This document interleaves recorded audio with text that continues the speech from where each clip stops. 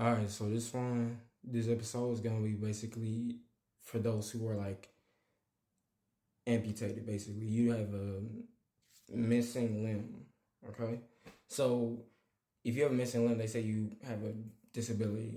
A so-called physical disability. Having an amputated limb doesn't actually mean you have a disability, because it's not a disability, it's a difference. You have a different way of accessing your or moving within, so-called reality. Yeah. So if you have a different way of moving through reality, what would happen is, before the system was created, or you know manifested, or whatever the fuck, manipulated to be the way that it is now, or was, because it's being destroyed as it is now. What happened is, if you had an amputated limb or like anything like that, instead of you simply just not, ever using it again, what you would do is that you would manifest it through your energetic or electrical body. So you use your spirit instead of your physical vessel to maneuver throughout your entire existence.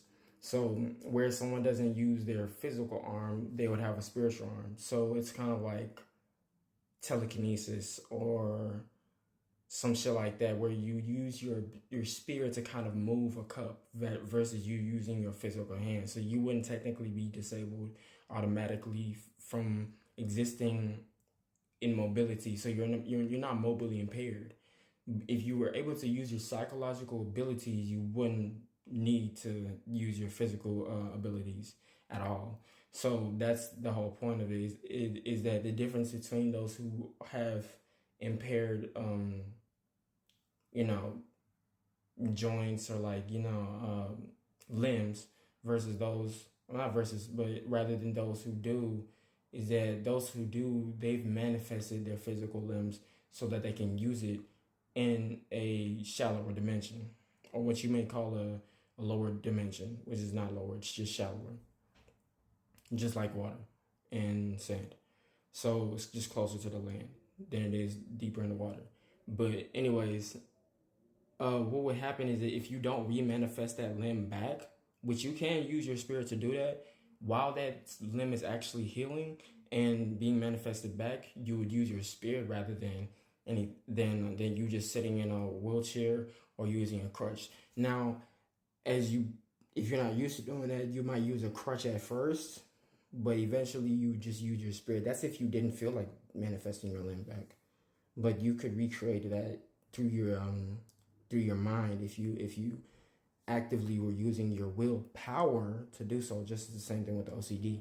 All of these things to activate the abilities and the genetics, and utilize the genetics all at once, is a reflection of you actively utilizing your psychological capabilities. So if you're not using your psychological capabilities, then or you're like your mind, the way that you're allowed to, you're not necessarily, if you're not manifesting these things to happen, you're not activating shit. You know what I'm saying? Or you're not awakening shit. You know what I'm saying? So you may be awakened but not activated, or activated but not awakened. Either or. If you're not both, you have it but you're not using it, or you're using it but you don't even realize you have it. So it doesn't matter whether it's black or white, because colors don't exist. It's straight up just, what shade are you using right now? So if red is you being ignorant and blue is you being wise or intelligent, then see, the reason why you think that it doesn't make any sense, whether you don't believe that it makes any sense, is because you're not blue, you're red. You're closer to red than blue. And that's not fair. It's not that you're not blue, it's just that you're not using it right now. You see how that works? You see how that fucking works? You're not doing something doesn't mean that it's not possible. Doesn't mean it's not true. It doesn't mean it doesn't work. There are those who have done it before, but because they're not publicized, you may not realize that it exists. But I'm not here to explain to you that shit. Anyways, so when you use your creative abilities and use your psychological abilities, you can create something that you have probably been programmed or manipulated into believing isn't true, isn't real, doesn't exist, all that shit. And that's basically what they're doing, and which is why they're able to grab a cup with their spiritual hand, and you can actually almost see it because they're manifesting that energy to a point where at least it's dense enough to come in contact with the cup or come in contact with the pen or move the desk. So that's how that would work, rather than them just using something like a wheelchair or a crutch. Because if you study anything ancient, have you ever seen a wheelchair before? And it's not that they didn't have other kind of constructs that they use, but how would you use that on a natural terrain? Oh, so you think nobody got amputated before? Wait, if they did, how did they heal?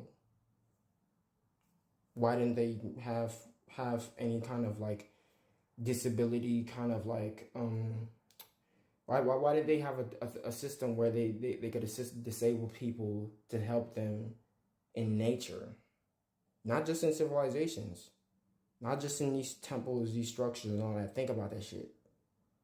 What the fuck do you think they did? They either remanifested the limb, and you call it science. It's just spiritual manifestation, or the study of it, that is. Or they had abilities. It's not about questioning, it's just asking yourself things and then answering it. That's how you critically think.